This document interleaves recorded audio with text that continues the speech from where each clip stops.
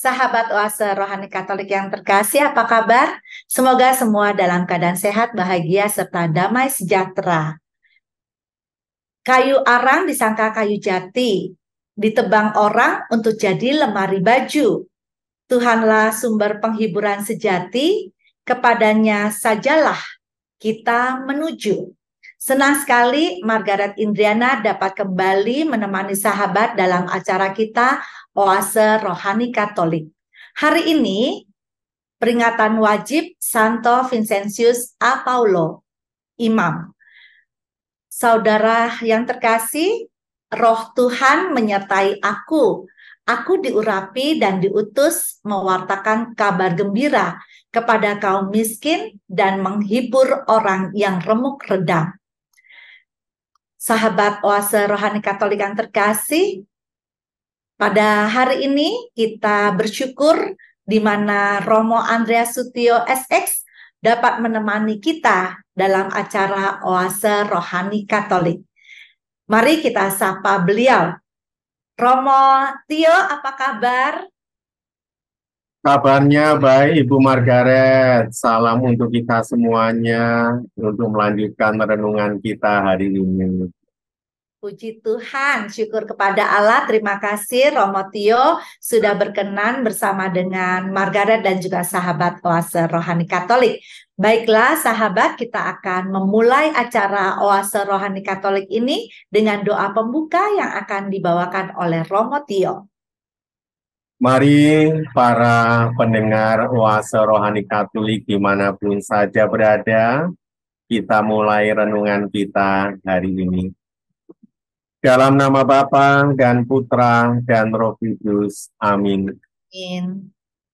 Allah Bapa di surga, Engkau menganugerahkan tokoh-tokoh suci di dalam gerejamu. Teristimewa pada hari ini kami boleh memperingati Santo Vincentius A. Paulo, pribadi sederhana, pribadi yang menaruh perhatian bagi orang kecil. Bantulah kami masing-masing pula dalam iman kami, agar kami juga boleh menghormati mereka, menerima mereka, dan saling menolong. Seraya kami juga ingin mendengarkan sabdamu, supaya kami boleh menjadi utusan-utusanmu yang sederhana, dimanapun karya kami dan hidup kami. Demi Kristus Tuhan dan Juru Selamat kami. Amin. Amin. Dalam nama Bapa dan Putra dan Roh Kudus. Amin. Amin. Sahabat Oase Rohani Katolik yang terkasih, izinkan saya untuk membacakan bacaan pertama dari kitab Esra bab 9 ayat 5 sampai 9. Ketika mendengar berita tentang dosa umat Israel, aku Ezra mengoyakkan pakaian dan jubahku dan duduk tertegun. Pada waktu kurban petang, bangkitlah aku dan berhenti menyiksa diri. Lalu aku berlutut dengan pakaian dan jubahku yang koyak-koyak, sambil menadahkan tanganku kepada Tuhan Allahku. Aku berkata, "Ya Allahku, aku malu dan mendapat cela, sehingga tidak berani menengadahkan mukaku kepadamu. Dosa kami telah menumpuk mengatasi kepala kami, dan kesalahan kami telah membubung ke langit. Sejak zaman nenek moyang kami sampai hari ini, kesalahan kami besar. Dan oleh karena dosa kami, maka kami sekalian dengan para raja dan para imam diserahkan kepada raja-raja negeri asing. Kami diserahkan dalam kuasa pedang, ditawan, dijarah, dan dihina di depan umum, seperti yang terjadi sekarang ini. Tapi kini kami mengalami kasih karunia Tuhan Allah kami. Ia meninggalkan pada kami orang-orang yang terluput dan memberi kami tempat menetap di tempatnya yang kudus. Allah kami membuat mata kami bercahaya dan memberi kami sedikit kelegaan di masa perbudakan kami. Sekalipun kami menjadi budak, tetapi dalam perbudakan itu Allah tidak meninggalkan kami. Ia membuat kami disayangi oleh raja-raja negeri Persia, sehingga kami mendapat keleluasaan untuk membangun rumah Allah dan menegakkan kembali reruntuhannya, serta memperoleh tembok pelindung di Yehuda dan di Yerusalem. Demikianlah sabda Tuhan. Syukur kepada Allah. Sahabat Oase Rohani Katolik yang terkasih, marilah kita menanggapi bacaan pertama dengan Mazmur tanggapan. Terpujilah Allah yang hidup selama-lamanya. Terpujilah Allah yang hidup selama-lamanya. Memang Allah menyiksa tetapi juga mengasihani. Ia menurunkan ke dalam dunia orang mati, tetapi menaikkan juga dari sana, tidak seorang pun luput dari tangannya. Terpujilah Allah yang hidup selama-lamanya. Wartakanlah kebesarannya di sana. Adugungkanlah dia di hadapan segala yang hidup. Sebab dialah Tuhan kita, dialah Allah. Ia adalah Bapa kita untuk selama-lamanya. Terpujilah Allah yang hidup selama-lamanya. Jika dengan segenap hati kamu berbalik kepadanya, dan dengan segenap jiwa berlaku benar di hadapannya, niscaya ia pun berbalik kepada kamu, dan wajahnya pun tidak disembunyikannya terhadap kamu. Terpujilah Allah yang hidup selama-lamanya. Pandanglah apa yang dikerjakannya bagi kamu, muliakanlah dia dengan segenap mulut. Pujilah Tuhan yang adil dan agungkanlah Raja yang kekal. Terpujilah Allah yang hidup selama-lamanya. Aku memuliakan dia di tanah pembuanganku. Kunyatakan kekuasaan dan kebesarannya kepada kaum berdosa. Bertobatlah, hai orang-orang berdosa, lakukanlah apa yang benar di hadapannya. Siapa tahu ia berkenan akan kamu dan menjalankan belas kasihan kepadamu. Terpujilah Allah yang hidup selama-lamanya. Sahabat Oase Rohani Katolik yang terkasih, marilah kita mendengarkan bacaan Injil yang akan disampaikan oleh Romo Tio. Haleluya. Haleluya.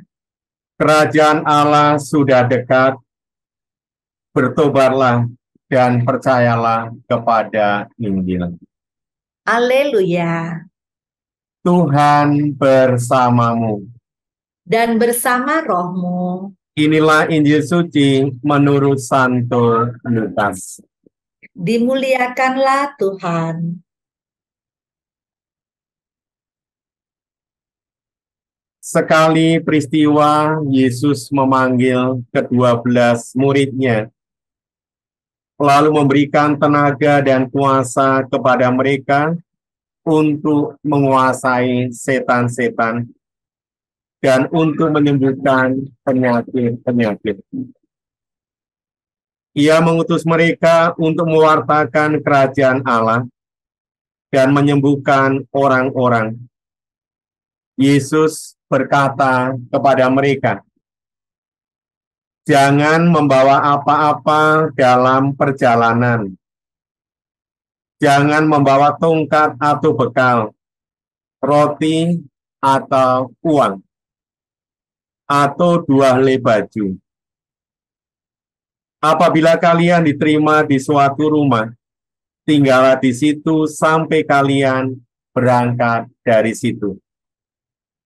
Dan kalau ada orang yang tidak mau menerima kalian, keluarlah dari kota mereka, dan kepaskanlah debunya dari kakimu, sampai peringatan terhadap mereka." Lalu pergilah mereka dan menjelajahi segala desa sambil memberitakan Injil serta menyembuhkan orang sakit di segala tempat. Demikianlah sabda Tuhan. Terpujilah Kristus. Sahabat Oase Rohani Katolik yang terkasih, marilah kita mendengarkan renungan yang akan disampaikan oleh Romo Tio. Romo Tio, kita orang Katolik bersyukur pada hari ini kita merayakan peringatan wajib Santo Vincentius a Paulo. Lalu mungkin Romo mau menceritakan siapakah Santo Vincentius a Paulo untuk Margaret dan juga sahabat Oase Rohani Katolik dimanapun berada. Baik Ibu Margaret dan juga para pemirsa Oase Rohani, pada hari ini kita memperingati tokoh agung Santo Vincentius a Paulo.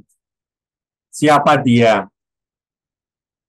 Dalam biografi ditulis kurang lebih bahwa beliau lahir di Perancis tanggal 24 April 1581 dan meninggal 27 September 1660 dalam usianya 79.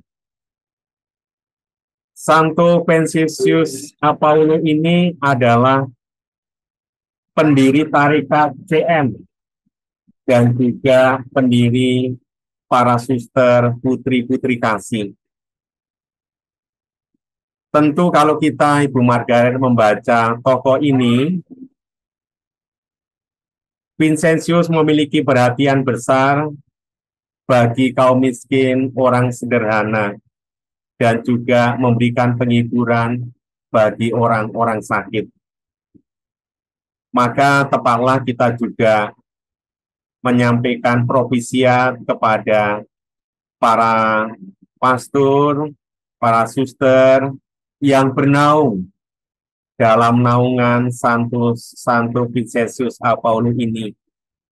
Tentu harapannya adalah setiap umat beriman yang juga menjadi bagian sebagai warga gereja, kita juga tidak salah, kita juga belajar dari Vincentius, tetapi sekali lagi tarekat-tarekat yang berpayung dengan Vincentius, saya kira mereka lebih dalam memahami makna dan sejarah kehidupannya. Salah satu hal yang menarik bagi saya adalah Vincentius adalah pribadi yang suci, yang rendah hati, tetapi juga sangat cerdas. Namun juga memiliki hati bagi orang-orang yang sangat sederhana. Dalam usianya 20 tahun sudah menjadi seorang imam. Lalu juga punya pengalaman bahwa dia menjadi budak. Akhirnya lari ke rumah dan akhirnya dia kembali lagi ke Perancis untuk menemani imam-imam pada waktu itu. Jadi pengalaman itu bagi saya adalah pengalaman yang luar biasa. Vincentius memang dibentuk oleh keluarganya dengan sederhana, maka juga hatinya penuh kesederhanaan bagi orang lain. Sebagai pengalaman sederhana, saya pernah berkarya dengan para suster yang juga bernaung dalam spiritualitas hidup Vincentius. Kongregasi itu namanya Suster KYM, Ibu Margaret. Kongregasi Yosef dan Maria. Salah satu yang dihidupi oleh suster ini adalah dalam dekretnya atau peraturannya dikatakan kurang lebih demikian. Saat kalian makan, atau saat kalian tidur, atau saat kalian bekerja apapun, Saat ada orang miskin datang, kalian harus meninggalkan. Ini kan mau menghidupi semangat Santo Vincentius dari Suster-Suster KIM, ya. Dalam peraturannya ada tertulis macam itu. Dalam kesibukan apapun, kamu harus meninggalkan demi orang miskin. Ini beberapa inspirasi kecil. Sekali lagi, tokoh Santo Vincentius Apaulo adalah tokoh agung, dan semoga kita juga boleh mengambil inspirasi hidupnya tentang apa arti kesucian. Suci karena mau berbagi kepada orang-orang yang sederhana di sekitar kita. Kurang lebih demikian, Ibu Margaret, tentang sosok tokoh Santo Vincentius sejauh saya ketahui. Terima kasih Romo Tio, dengan inspirasi yang Romo Tio sampaikan. Siapakah Santo Vincentius Apaulo, mengingatkan Margaret dan juga sahabat Oase Rohani Katolik untuk bisa memperdulikan atau memperhatikan, mengutamakan orang-orang yang sederhana, orang-orang yang miskin untuk menjadi perhatian kita. Baik Romo, untuk berikutnya dalam bacaan pertama, sebenarnya tokoh Esra itu siapa ya Romo? Baik, Bu Margareta dan para pemirsa Oase Rohani Katolik, dalam bacaan pertama itu judulnya itu mengaku dosa orang-orang Israel dalam doa. Pertanyaan Ibu Margaret, siapa Esra? Dikatakan bahwa Esra adalah orang Yahudi, seorang imam dan juga ahli kitab. Dalam sejarah hidupnya, Esra dipilih oleh Raja Persia untuk menemani, mengatur masyarakat Yahudi di Palestina. Karena masa pelayanan Imam Esra ini terjadi pada masa periode ketika sesudah pembuangan. Maka memang dia diangkat sebagai sekretaris negara untuk urusan-urusan masyarakat Yahudi, untuk bangsa Yahudi. Konteks bacaan sekali lagi, ketika kita mendengarkan kitab Esra, kita diajak untuk melihat peristiwa kembalinya umat Allah perjanjian lama ke tanah terjanji. Dalam periode pelayanan Esra itu terjadi tahun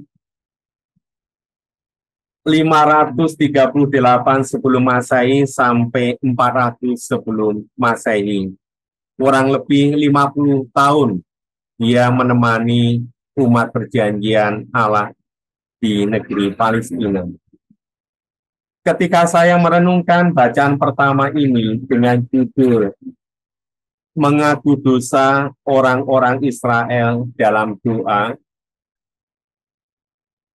ada kata kunci yang bagi saya menjadi simpul bacaan itu, yaitu kata kuncinya adalah kesadaran diri. Esra lewat doanya menyadari akan kedosaan dirinya, juga mewakili umat Allah perjanjian lama yang kembali ke tanah terjanji. Namun di sisi lain, Esra juga mau mengatakan bahwa kami ini adalah umat kudus, umat pilihan. Pertanyaannya, dari mana kesadaran Esra itu bisa disimpulkan? Yang pertama, kesadaran akan kedosaan. Waktu tadi kita mendengarkan bacaan, ada sebuah ungkapan pengakuan dosa, dan kesadaran dosa itu diucapkan oleh Esra, mewakili umat pilihannya. Dalam teks tertulis demikian, ia berlutut jubah yang koyak-koyak. Katanya, "Ya Allahku, aku malu dan mendapat celah. Dosa kami telah menumpuk mengatasi kepala kami, dan kesalahan kami telah membumbung ke langit." Dosa apa yang mau dikatakan Isra tentang umat yang didampingi itu?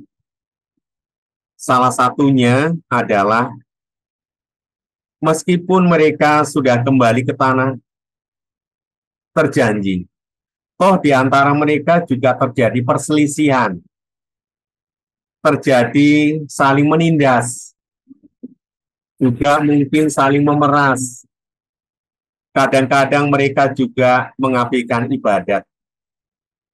Dan imam-imam yang ada bersama Esra ternyata juga hidupnya tidak benar.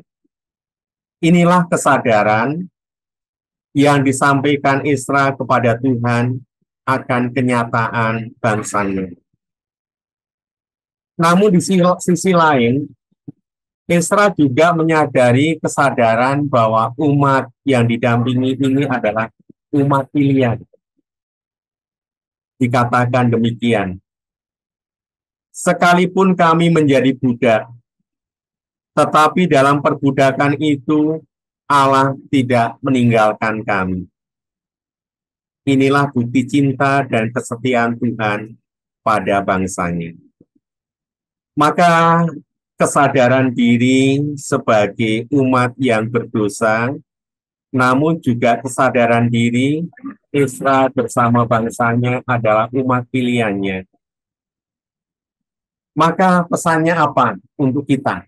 Saat kita merenungkan bacaan pertama, bagaimana Isra mengungkapkan dengan terbuka, bahkan sampai menunduk, sampai mengoyak-ngoyak bajunya. Yang pertama, kalau saya merenungkan ungkapan hati Isra, ya, pesannya bagi saya yang pertama adalah bahwa menata kehidupan itu sepanjang kehidupan kita, Ibu Margaret. Menata dimulai dari mana? Menata hidup. Tentunya adalah kesadaran, menghadirkan kesadaran diri, pribadi yang rapuh, sadar bahwa kita punya kelemahan, sadar kita punya tantangan-tantangan hidup, tetapi juga di sisi lain, kita sadar bahwa kita itu dicintai Tuhan. Hidup kita lahir baik, secitra dengan Allah. Harapannya juga menyelesaikan hidup dengan baik.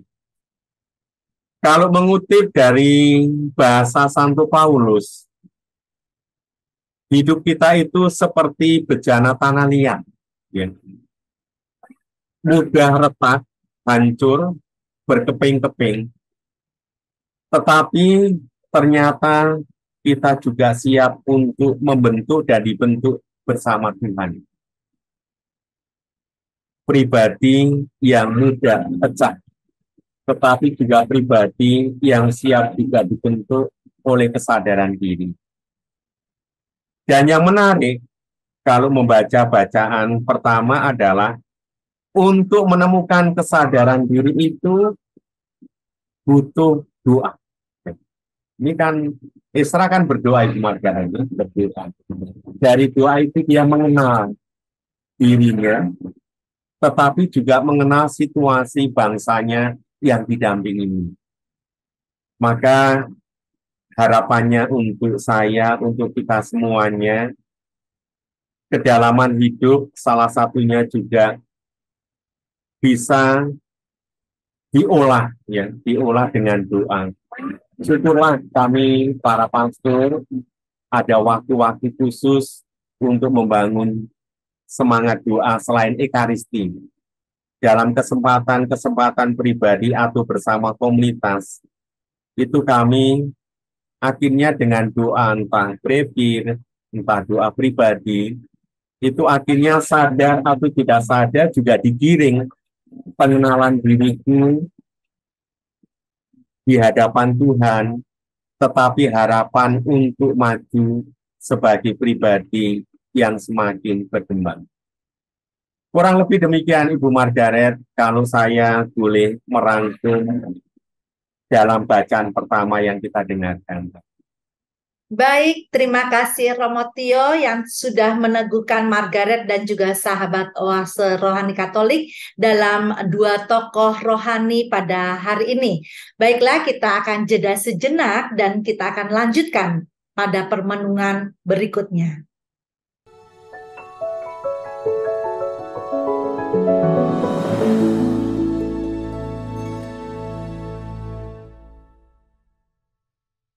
Sahabat Oase Rohani Katolik yang terkasih, masih bersama kami Romo Tio dan Margaret. Bagi Anda yang ingin menyampaikan pertanyaan dapat mengirimkannya ke alamat email orkkaj2021@gmail.com atau melalui HP 0881 0251 33438. Romo Tio dari permenungan yang tadi, kita lanjutkan dengan bacaan Injil hari ini. Inspirasi apa yang ingin Romo sampaikan untuk Margaret dan juga sahabat Oase Rohani Katolik, Romo? Baik Ibu Margaret dan juga pemirsa Oase Rohani Katolik dimanapun saja berada, bacaan Injil yang sudah kita dengarkan dikasih judul Yesus mengutus ke-12 muridnya. Maka pusat perhatian dalam bacaan Injil adalah perutusan ke-12 murid. Bolehlah kita masuk lebih dalam. Kita boleh membayangkan dalam bab 5 Injil Lukas, itu para rasul sudah dipilih, lalu berkarya, mengikuti Yesus, belajar tentang hidupnya, tentang ajarannya, tentang apa yang diperbuat Yesus. Maka dalam bab 9 ini para murid dikumpulkan kembali, ya. Bahasanya mungkin rekoleksi, penyegaran. Dalam penyegaran itu ditegaskan lagi apa tugasnya para murid ini, 12 rasul, yaitu mewartakan kerajaan Allah dan menyembuhkan orang-orang sakit. Para murid dikumpulkan kembali, dan di dalam bacaan Injil, para murid ini diberi tenaga dan kuasa untuk menguasai setan-setan dan menyembuhkan penyakit-penyakit. Tugasnya adalah mewartakan kerajaan Allah dan menyembuhkan orang-orang sakit. Sekian lama mereka bersama Yesus, bekerja, berkarya, mewartakan kerajaan Allah, sekarang dikumpulkan kembali. Diingatkan pesan pokoknya.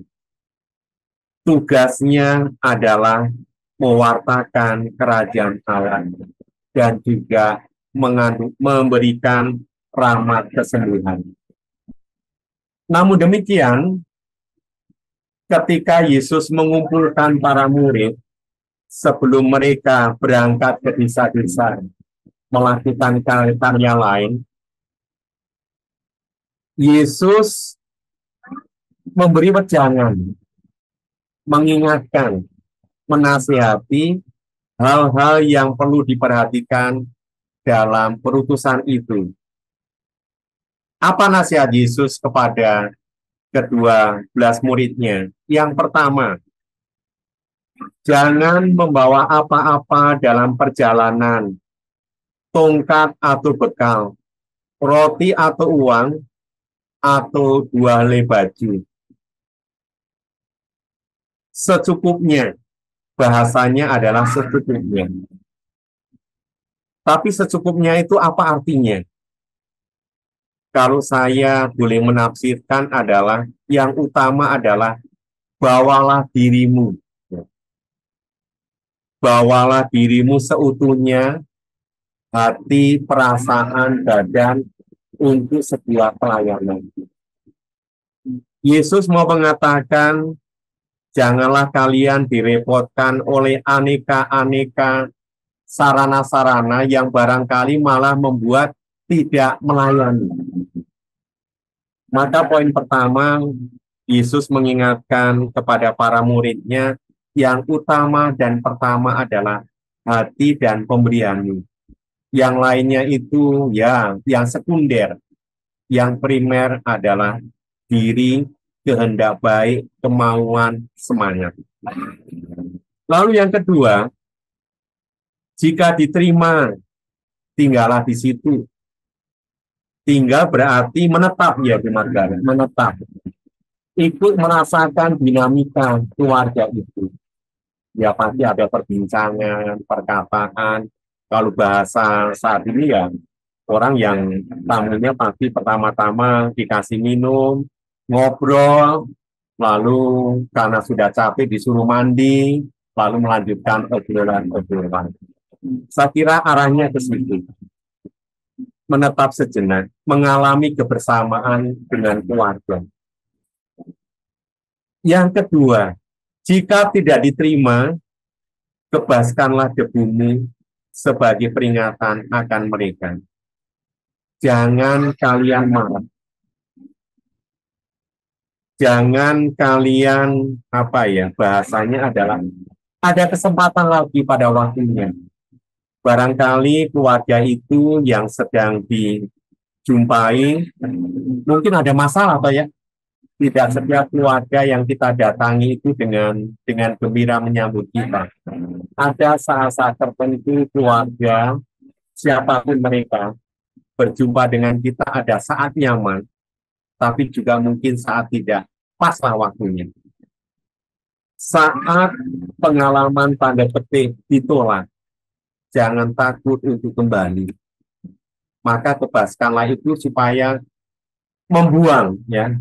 membuang pengalaman penolakan itu, sehingga ingatan-ingatan itu tidak dipendam, lalu tidak akan datang lagi. Itu yang diingatkan oleh Yesus kepada ke-12 muridnya. Apa artinya menjalankan perutusan? Tugasnya jelas, mewartakan kerajaan Allah.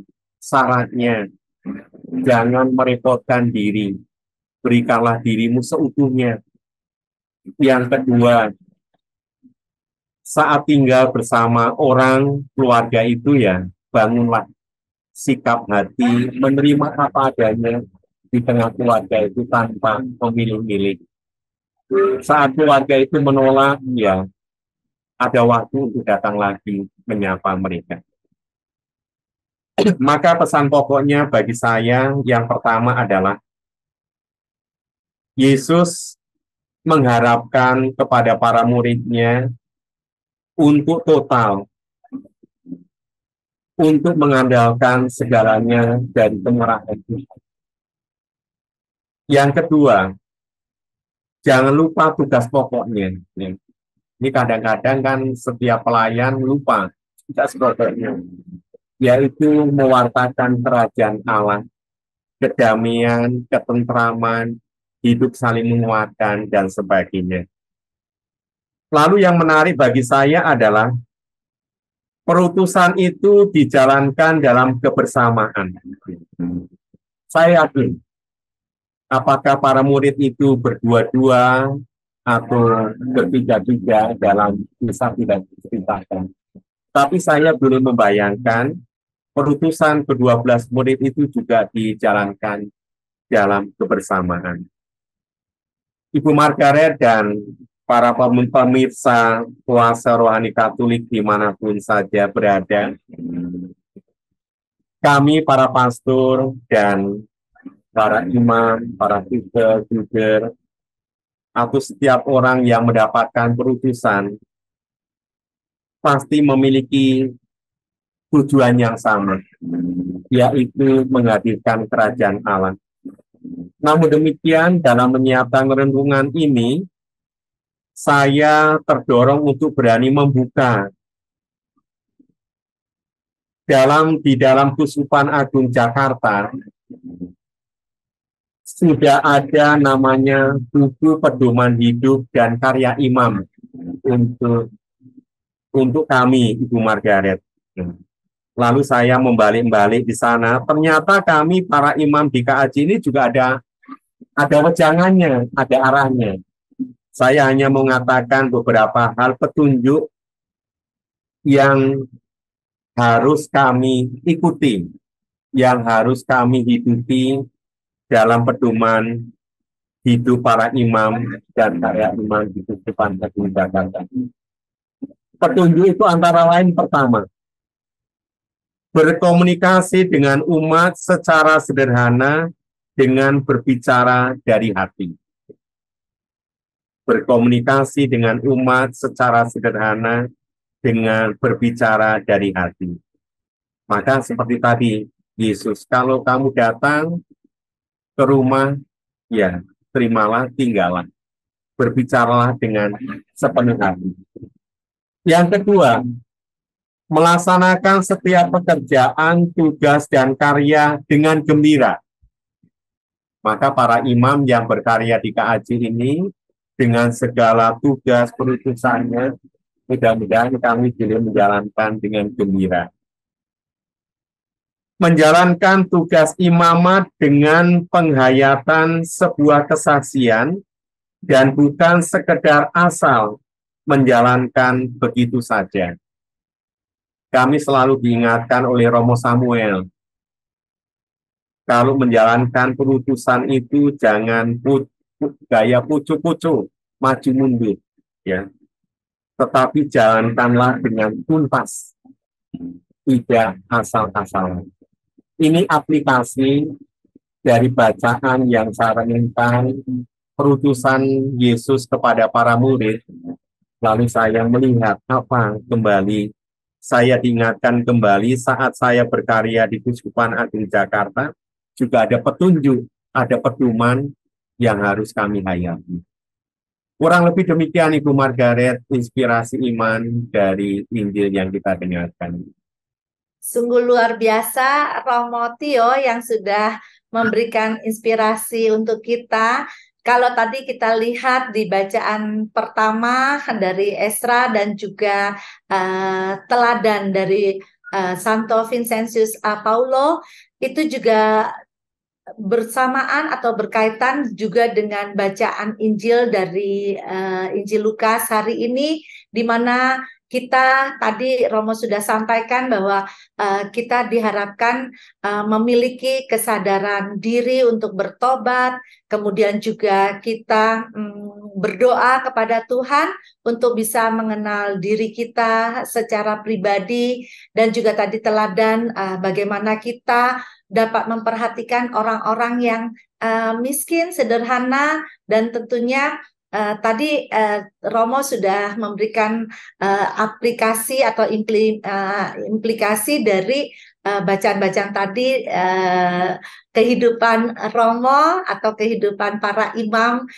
di KAJ, di mana diharapkan menjadi gembala baik dan murah hati, dapat berkomunikasi dengan umat secara sederhana, begitu ya Romo ya. Dan bagaimana Romo dalam komunitas Romo di Xaverian itu ada kegiatan rutin atau ada sesuatu yang bisa Romo bagikan untuk kami selain tadi yang sudah Romo sampaikan, Romo?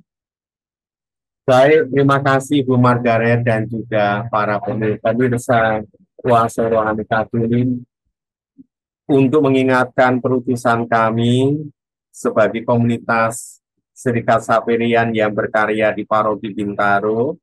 Tentunya kami juga tidak melupakan doa-doa yang menjadi kewajiban kami. Lalu yang kedua, kami memang setiap hari Kamis mengadakan adorasi secara pribadi. Memang kadang-kadang bolong ya, tapi sedapat mungkin kami sebagai komunitas dengan cara itulah yang mengingatkan jati diri kami untuk menghidupi pelayanan yang yang dipercayakan oleh kongregasi dan Bapak Ibu kami. Tentunya kalau mau lebih dalam apa artinya menjadi pelayan, ya, semakin menghayati imamat, semakin menghayati sebuah perutusan itu, orang tidak lagi mencari pamrih, Ibu Margaret, ya. Ini ditujukan kepada siapapun, ya, untuk para imam, untuk para suster, untuk kaum awam yang kiprahnya luar biasa. Perutusan yang kita terima adalah demi kemuliaan Tuhan. Dan saya merasakan kalau itu sudah menjadi bagian diri kita gembira dengan tugas perutusan kita. Maka memang sekali lagi dalam pedoman Kuskupan Agung Jakarta untuk hidup dan karya iman, memang diharapkan pelayanan kita adalah pelayanan yang tanpa pamrih, penuh kegembiraan, bicara dengan hati, lalu kalau sedapat mungkin apapun karya kita, kerjakanlah sampai selesai. Jangan meninggalkan PR untuk orang lain. Kurang lebih itu, Bu Margaret, yang kami hidupi dinamika sehari-hari di Paroki Bintang. Baik, terima kasih atas sharing iman yang Romo sudah sampaikan kepada kami untuk peneguhan buat kami semua. Demikianlah sahabat Oase Rohani Katolik yang terkasih, perbincangan kita pada hari ini, dan kita mohon doa penutup dan berkat dari Romo Tio. Baik, mari Bapak, Ibu, dan Saudara sekalian, kita akhiri renungan kita dengan berdoa. Dalam nama Bapa dan Putra dan Roh Kudus. Amin. Amin. Allah Bapa di surga, Engkau telah memilih Santo Vincenzus Apaulo menjadi pribadi yang sederhana dan memiliki hati yang mulia bagi orang-orang kecil. Bantulah kami masing-masing juga boleh menghargai, menghormati setiap orang dengan status apapun itu mereka. Seraya kami yang mendapatkan perutusan di tengah kebun anggurmu, kami boleh melakukan tugas kami dengan sukacita, bertanggung jawab hanya demi kemuliaan-Mu sendiri. Kini dan sepanjang masa. Amin. Tuhan bersamamu. Dan bersama rohmu. Saudara-saudari sekalian, dalam hidup kita, karya kita, pelayanan kita, diberkati oleh rahmat dan kasih Tuhan, Bapa dan Putra dan Roh Kudus. Amin. Sahabat Oase Rohani Katolik yang terkasih, Romo Andreas Sutio SX dan Margaret Indriana mohon undur diri, dan kabar sukacita yang sudah kita dapatkan hari ini dapat kita bagikan kepada sesama kita dalam tingkah laku dan perbuatan kita. Terima kasih kepada Romo Tio yang sudah berbagi untuk kita semua. Hidup berhemat pangkal kaya, kata pepatah lama yang terus bertahan. Setiap hari membangun karya total bagi kemuliaan Tuhan. Salam damai, Tuhan memberkati.